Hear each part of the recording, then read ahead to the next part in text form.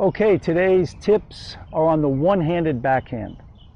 The first thing you've got to remember with the one-handed backhand is that the shot has to be effortless.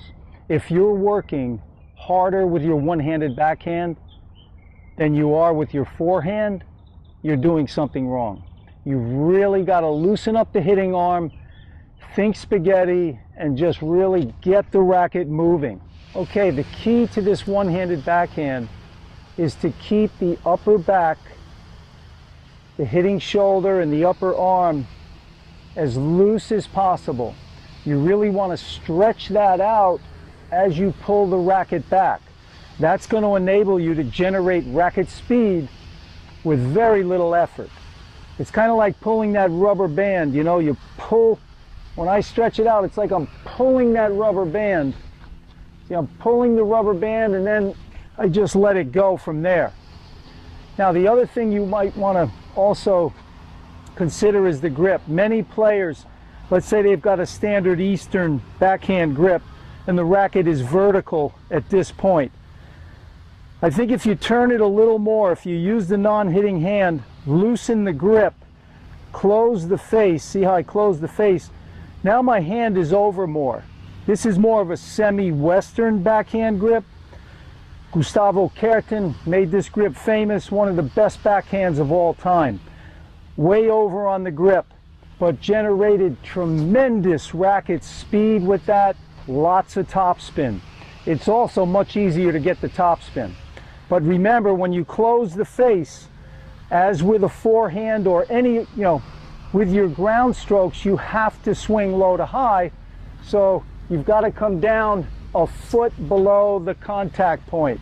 I've shown this in other videos, and all the people that are in the CTW Academy are very aware that you've got to get that racket a good foot below the contact point before you swing forward.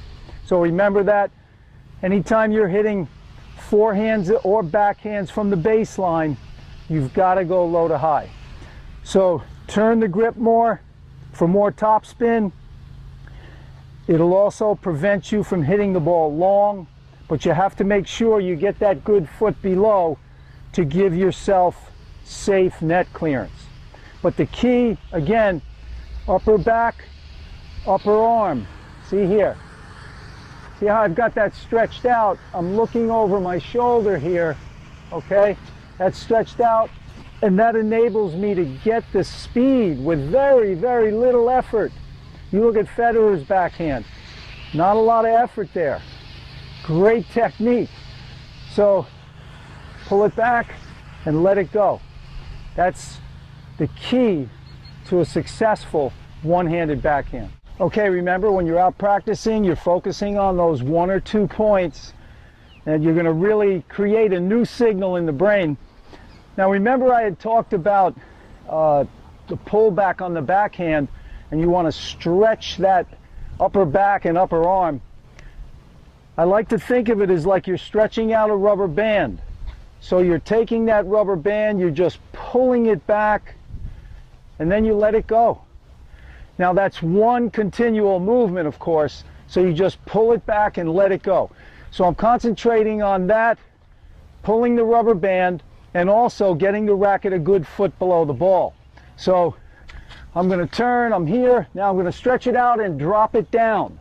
Stretch it out, drop it down, and then I just let it fly. So remember, 1 or 2 points and that's it. Never go beyond 2. Okay, I've started my take back. But from here, this is where I'll really stretch out that upper back and upper arm.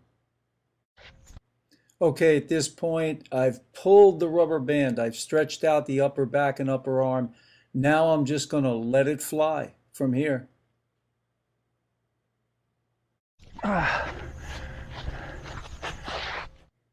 Okay, notice as I'm coming into the contact point, the racket face is vertical. I'm making contact out in front, a good foot in front of my lead foot.